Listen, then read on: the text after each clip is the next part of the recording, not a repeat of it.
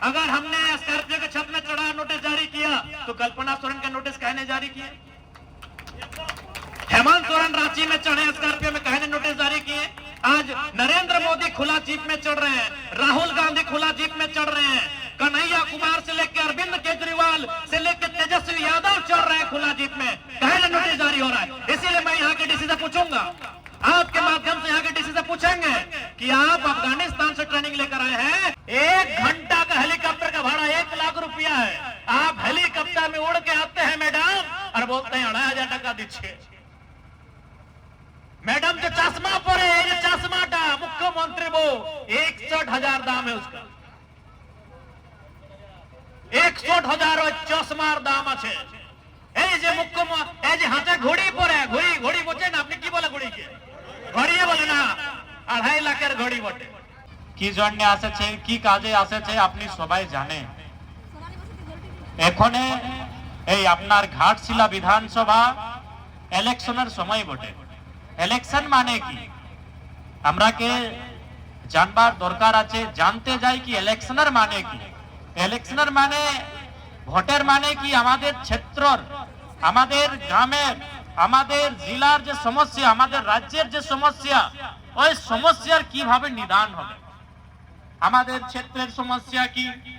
বিজলির সমস্যা, সড়কের সমস্যা, জলের সমস্যা, রোজগারের সমস্যা, পড়ালেখার সমস্যা, ইলাজের সমস্যা, খেতিবাড়ির সমস্যা।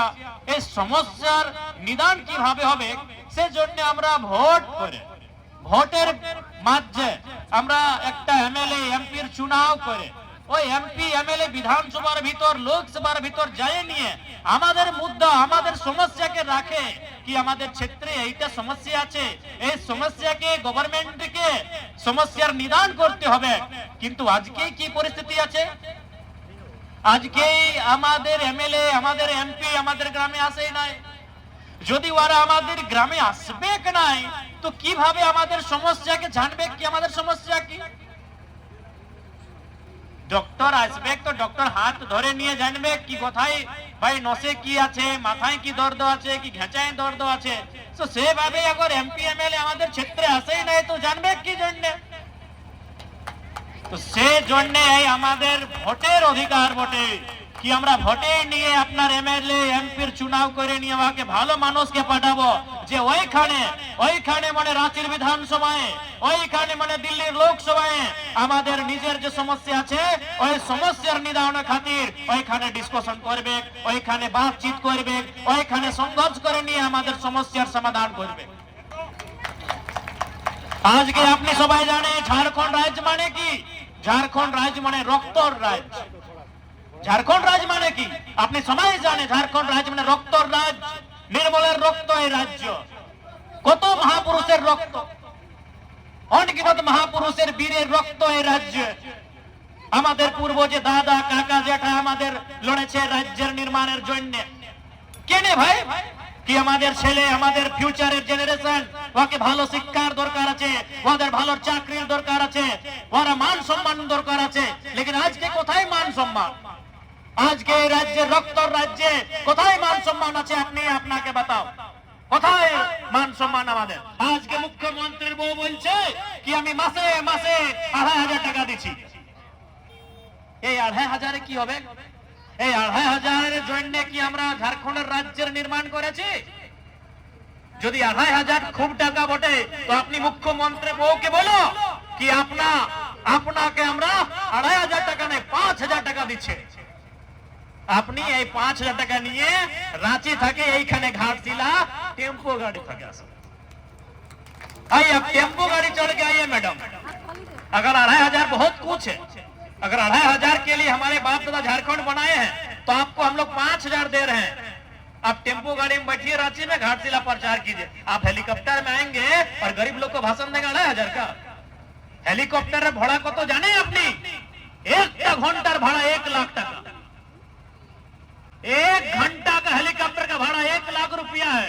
आप हेलीकॉप्टर में उड़ के आते हैं मैडम और बोलते हैं 2,500 টাকা दीजिए। मैडम जो चश्मा परे ये चश्माटा मुख्यमंत्री वो 61,000 दाम है उसका, 61,000 चश्मार दाम আছে। এই এই যে এই যে হাতে ঘড়ি পরে ঘড়ি বোঝেন আপনি কি বলে ঘড়িকে? ঘড়িয়ে বলে না, 2.5 লাখের ঘড়ি বটে। মানে গরিব লোক, এই গ্রামের লোক মূর্খ বটে। এই গ্রামের লোক মূর্খ, বলছে 2,500 টাকা। এই 2,500 জন্য আমাদের পূর্ব ঝাড়খণ্ড রাজ্যের নির্মাণ করেছে না। এই যে আমাদের ছেলে, এই যে আমাদের ভাইরা বন্ধুরা, ইয়ার ফিউচার কি হবে? এই পড়ালেখার পরে চাকরি কোথায় করবে? এই জন্য ঝাড়খণ্ডের নির্মাণ হয়েছে। আপনি কি, আপনার তো আপনি নিজেই মুখ্যমন্ত্রী, বউ বিধায়ক, ভাই বিধায়ক, আপনার কি? আপনি তো গোটা ঘর গোষ্ঠী বিধায়ক, এমপি, এমএলএ আছে, আপনার কি দরকার আছে? তো সেই জন্য বলছে 2,500 টাকা দিচ্ছে। আর এখন এই मोदी साहब আসলো, तो मोदी साहब आस्था के नाम पे वोट लेने लगे।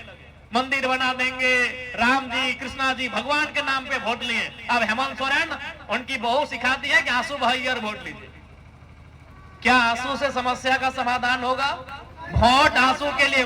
मेरी प्यारी बहनों, मेरी मासियों, काकियों, जितने बैठे हैं यहाँ, वोट इसलिए नहीं होता कि कोई आंसू भाई और वोट दे। वोट होता है मुद्दा के लिए, कि जो मेरा मुद्दा पे बात करे, जो मेरे मुद्दे को सुने और उसका समाधान करे, इसलिए वोट होता है। अगर आंसू बहाने से सड़क बन जाती है, यदि आंसू बहाने से हमारे घर के बच्चे पढ़ लिख जाते हैं, यदि आंसू बहाने से हमें नौकरी मिल जाती है, अब भाई आंसू हम आपको वोट देंगे। आप एक व्यक्ति के आंसू में झारखंड के लाखों युवाओं के आंसू को मत भूल जाइएगा। आज लाखों युवाओं को स्टाइपेंड नहीं मिल रहा है। स्टाइपेंड आपरा बुझे ना, स्कॉलरशिप যে গভর্নমেন্ট মদত করে পড়বার জন্য, কিলে ওইটা স্কলারশিপ ওঠে, আপনি ভালো করে পড়ালেখা করো। आज लाखों नौजवान को स्कॉलरशिप नहीं मिल रहा है। उनका आंसू इस आंसू के सामने फीका नहीं पड़ना चाहिए। আর মন্ত্রী ঠিক আছে, মন্ত্রী যে রামদাস সোরেন ছিল, আমাদের বিপক্ষ নাই আছে, আমি শ্রদ্ধাঞ্জলি দিচ্ছি। लेकिन दुनिया में जो आया है वो जाएगा, जो आए हैं उनको जाना होगा। वो अपना जिंदगी ठीक है, समय अभी और भी था उनका, लेकिन फिर भी एक 60 साल का जिंदगी जिए हैं वो। यहाँ 25 साल के नौजवान विदेश में टावर लाइन में मर जा रहे हैं। हमारे डुमरी विधानसभा में एक नौजवान, उसको सऊदी अरब में गोली लगा है। 25 साल का लड़का है, सऊदी में गोली लगा है। अगर आंसू बहाना है तो 25 साल का नौजवान जो मर गया है उसके लिए बहाया जाए। उसको सऊदी में गोली लगा है, क्यों लगा है? वो नौकरी करने गया था, झारखंड में नौकरी नहीं मिला इसलिए। तो अगर आंसू बहाना है तो उन नौजवानों के लिए आंसू बहाइए जो 20 साल में विदेश में मर के घर आ रहे हैं। 22 साल उम्र है और मर जा रहे हैं, किस लिए? नौकरी करने गए थे विदेश। 25 साल अभी भी बॉडी नहीं आया है, पुलिस गोली मारा है ना। सऊदी का नियम बहुत टफ नियम है, सऊदी अरब में वहां गोली लगा है, अभी भी उसका बॉडी नहीं आया है। आज 1 महीना होने वाला है लगभग।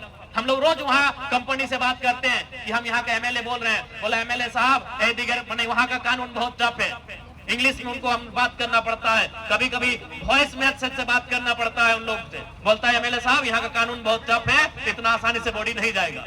तो अगर आंसू बहाना है तो ऐसे लोगों के लिए बहाइए। आंसू बहाना है तो उन बेरोजगार भाइयों के लिए बहाइए। आंसू बहाना है उन किसानों के लिए बहाइए जो साल भर मेहनत करते हैं और अपना परिवार का भरण पोषण नहीं कर पाते। आज के यारा बोलছে আমাদের কাছে खजाना नहीं আছে। बताइए आप, खजाना नहीं है। नेमरा गांव क्या हुआ? 10 दिन में सरकार, मुख्यमंत्री अपना पूरा गांव का तस्वीर बदल दिए। 10 दिन पहले जब गुरुजी जिंदा थे, गुरुजी 3 बार के मुख्यमंत्री, हेमंत सोरेन भी 4 बार मुख्यमंत्री बने, लेकिन उस समय तक नेमरा गांव में ठीक से बिजली नहीं था। नेमरा गांव में मोबाइल का लोकेशन नहीं पकड़, टावर नहीं आता था। नेमरा गांव में बढ़िया सड़क नहीं था। आप तो मोबाइल में देखे होंगे, गुरुजी को जलाने जा रहा था तो लोग खेत से होके जा रहा था, सड़क नहीं था। 10 दिन में नेमरा गांव सुधर गया, तो क्या झारखंड नहीं सुधरेगा? यानी मुख्यमंत्री क्या चाहते हैं? अपना गांव का विकास खाली चाहते हैं, बाकी लोग कहे तो बाकी लोग का वोट कहे लेते हैं। जाइए उधर वोट मांगिए, जहां काम कर रहे हैं वहां वोट मांगिए।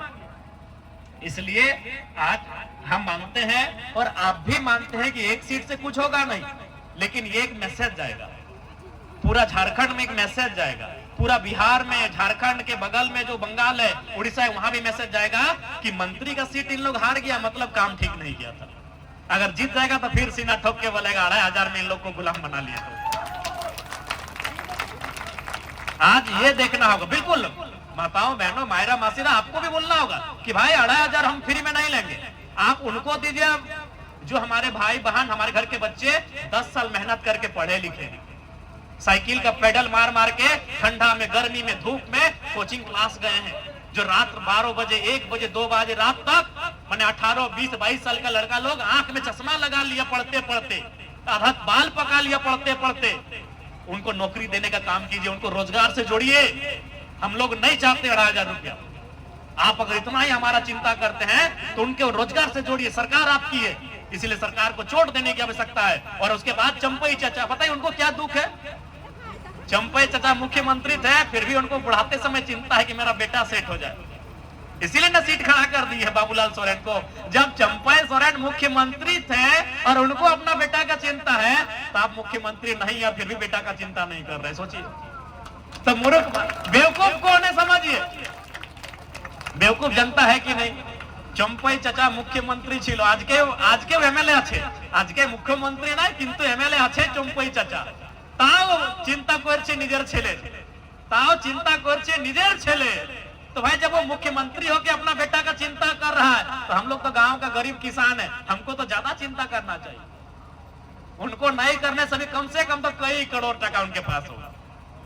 कितना करोड़ होगा जिसका कोई हिसाब नहीं है। अभी भी उनको महीना का 2 लाख सैलरी से ज्यादा मिल रहा है, अभी उनको 2 लाख रुपया महीना मिल रहा है। तो जिस इंसान को 2 लाख रुपया सैलरी मिल रहा है, उसको बेटा का चिंता है, तो हम लोग तो 10,000 कमा रहे हैं, बेटा लोग का चिंता नहीं कीजिएगा, बेटी लोग का चिंता नहीं कीजिएगा, क्योंकि पढ़ाई लिखाई कैसे हो। 2 लाख कमाने वाला को चिंता है, अपना बेटा को टिकट दिला के चुनाव लड़ा रहा है, तो हम लोग को भी तो चिंता करना चाहिए। और इसी चिंता के लिए वोट होता है कि हमको वोट उसको करना है जो मेरे बारे सोचे। आज देखिए हम एक नया एमएलए हैं, लेकिन आज हमको भी 2 लाख रुपए से ज्यादा मिलता है, लेकिन उसमें 1.5 लाख रुपए हमारा सैलरी अपना भाई बहन लोग को बांट देते हैं जो पढ़ने लिखने वाला है। किसी को एडमिशन के नाम में, किसी को रजिस्ट्रेशन के नाम में, किसी को ट्यूशन फी के नाम में, कोई पाया। आप तो देखे होंगे राज्यपाल साहब आए थे हमारे, और 110 बच्चा लोग को हम लैपटॉप वगैरह देके बांट देंगे, आप लोग पढ़ाई लिखाई करिए। आप लोग रोज प्रत्येक सप्ताह 15 दिन में आप लोग पेपर में पढ़ते होंगे कि कोई बहन उत्तर प्रदेश खेलने जा रही थी, पैसा नहीं था, हम उसको किट खरीद के दे दिए।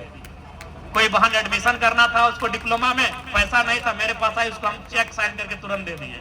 तो हमको भी 2 लाख रुपया मिलता है, लेकिन उसमें 1.5 लाख रुपया हम अपना भाई बहन लोग को देते पढ़ने लिखने के लिए। 50,000 तो हम लोग रखते नहीं, तो फिर चलेंगे कैसे? मेरा भी घर द्वार।